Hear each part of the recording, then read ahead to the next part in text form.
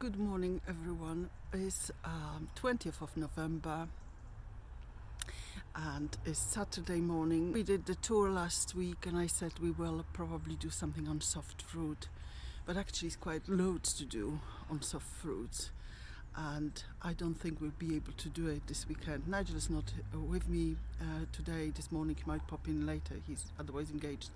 So I'm on my own and there are actually few things which I have to do. There is some planting to be done. I still have crocosmia plants which I haven't put in, and I still have narcissus. I put them in some suitable places. I brought here with me, let me just show you, I've brought lots of from the front garden, the vine leaves. Like everybody else, I've been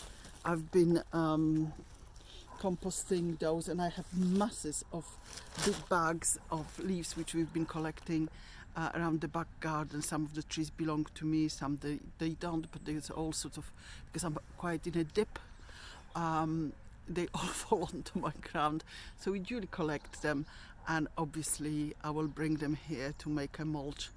For in a year or two we'll use that. So let me pop into the greenhouse and have a look what is the greenhouse like.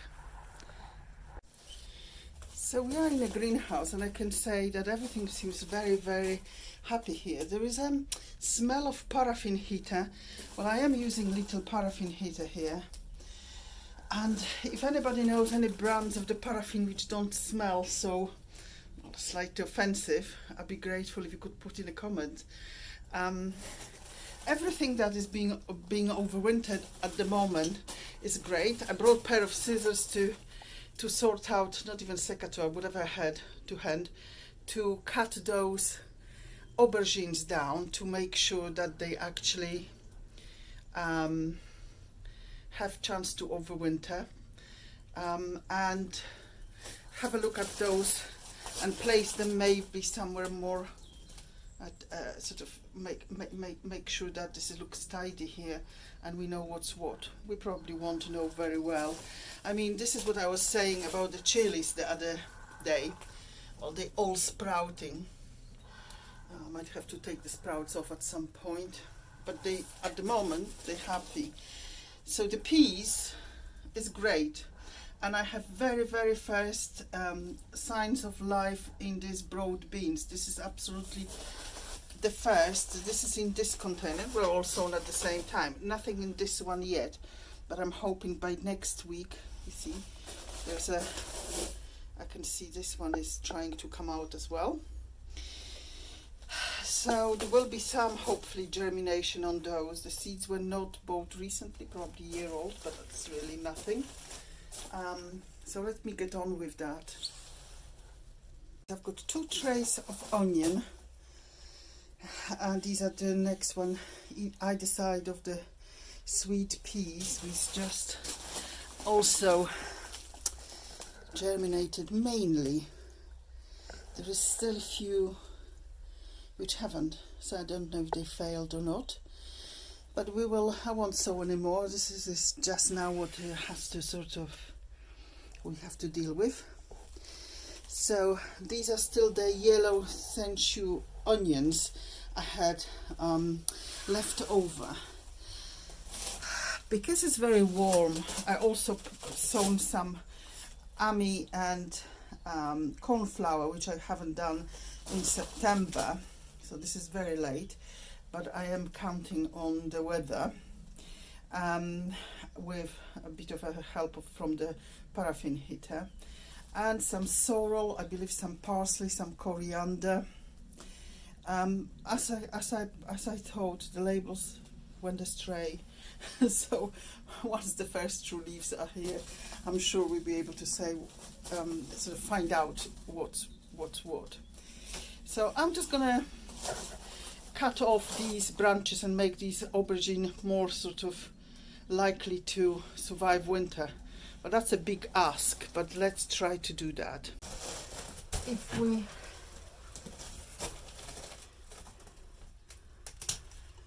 the very delicate material of the I know I should have secateurs. I grabbed the first thing that was in my bag.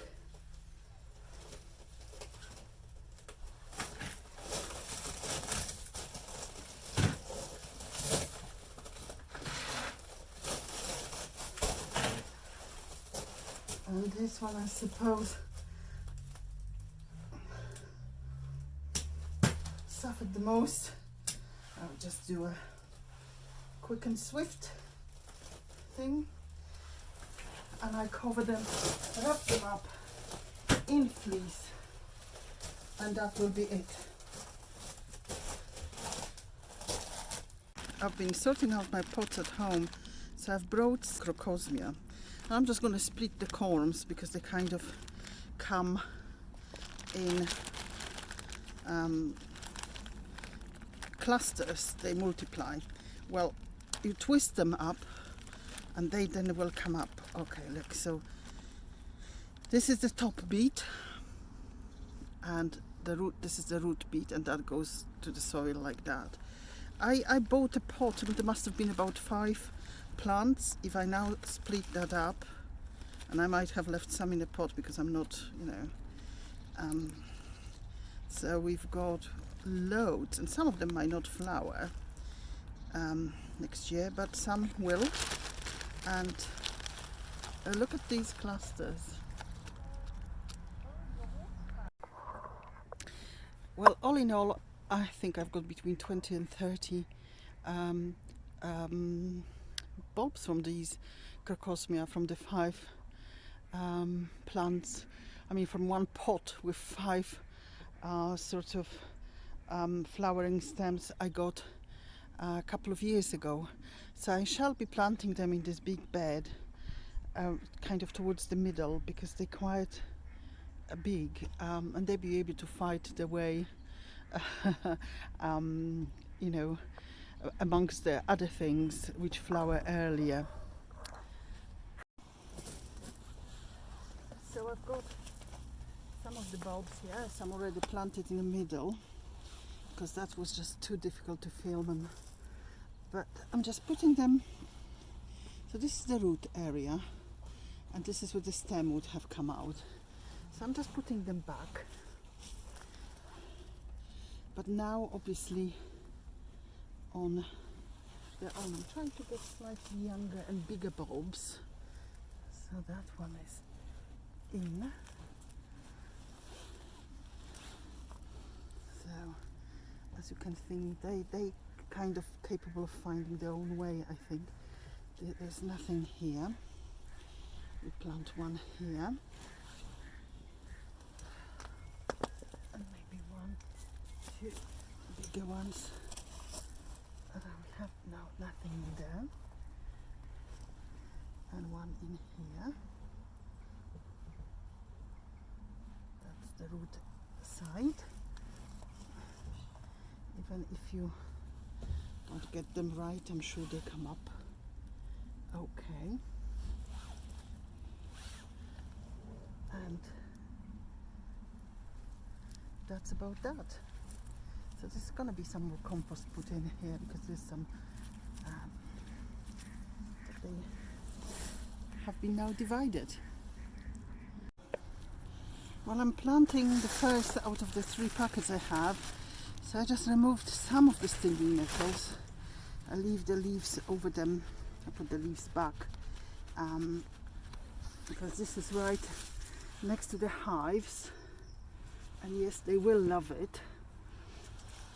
They will have a quiet. I'm not even putting them all that deep, because I'm hoping that the leaf cover will do that for me.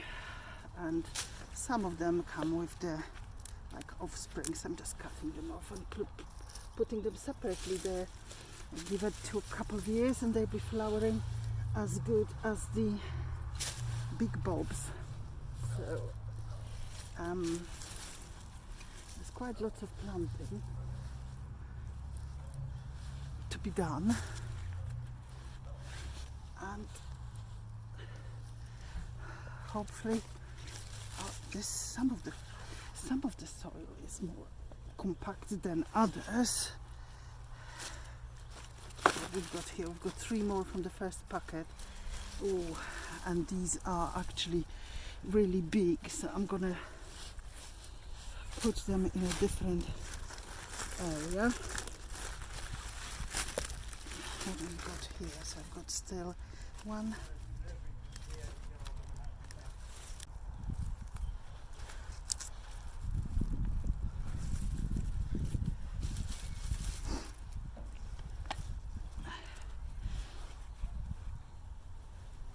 At the moment I'm actually planting them where I can make a hole. The soil is quite compacted here. So here are the hyacinths. I'll put some more compost during the week, and I think they're gonna be really good addition to the apiary. I think the bees will really enjoy them. Hi Nigel. Hello. You're late today. What you've got to say for yourself? I'm trying to clear my horse box so I can get the hay in it for the horse very shortly, which means I've got to get rid of all of this cardboard that's been stashed up here. Well, it luckily coincides that we need to lay lots of cardboard on this field. So I've got one of my little polytunnels that arrived last week, and I've got 2 more to put up here, and I want to construct one today, hopefully, to make sure that when the broad beans are actually ready, I do have some cover for them. So this is in readiness. Also warm up some soil. I don't know if I believe in warming up soil, but I'm doing it nonetheless. I try to believe it. So what I've got here in this package is the cover. This is actually the 3-section one, so it's for the larger bed. And then I have some pipes, and I have some more pipes. And there should be some corners. So these are different types of pipes. Actually, they're all the same diameter. They're fairly easy to, assemble. Another set of shorter pipes. And there should be some corners, and I've got them here, so everything is present. There is also some support if you wanted to put it in a soil, but I don't think they're terribly functional.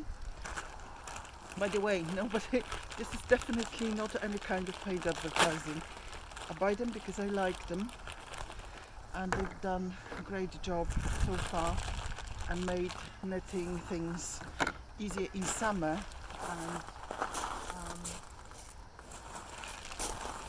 also covering things for winter, even if from elements as well, so I can harvest certain things longer. I'm still harvesting perpetual spinach and lettuce from one of those, from under those. And so you end up with 2 end beads with triangular ends on them, and then you connect to the T-junctions another pipe. They connect then with that one, which's got like a outlet on either side. Yes, that's it. And then that. And there is another junction going on top of this, exactly the same,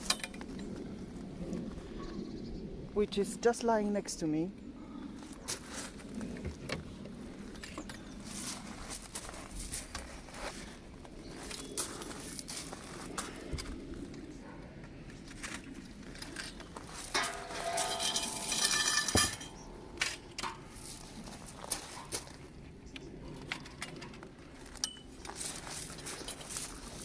it is fairly quick job. We've been putting a cabbage cage a couple of months ago, and that was a bit of a nightmare, but this is fairly express stuff.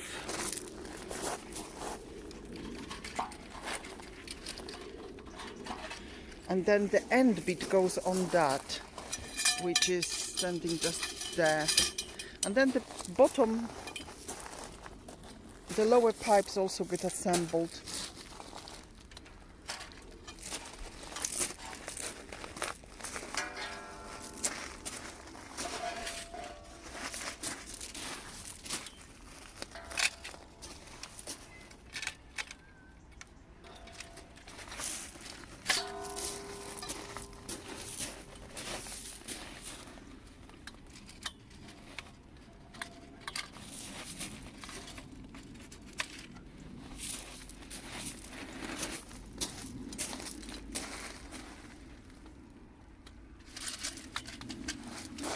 Do you want me to help you put this upside down?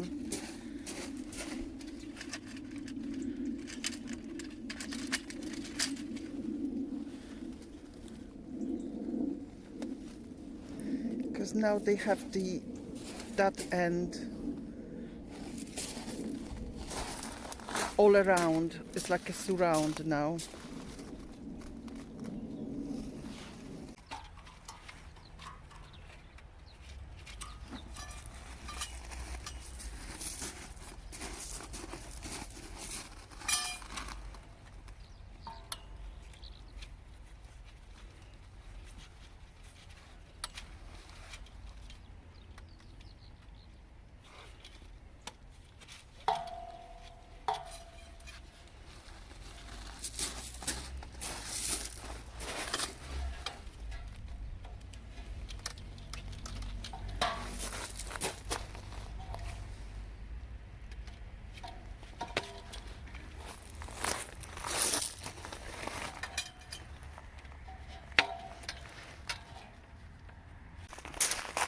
Because this bed previously had that frame, we just didn't have enough, so we moved them around.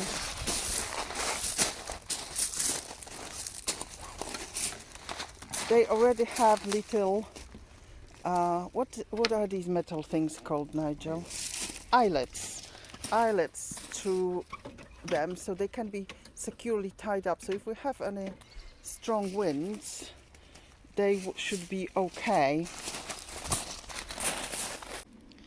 So now just secures these eyelets to the frames so they don't blow off when we have a fairly strong winds. They're almost unmovable then.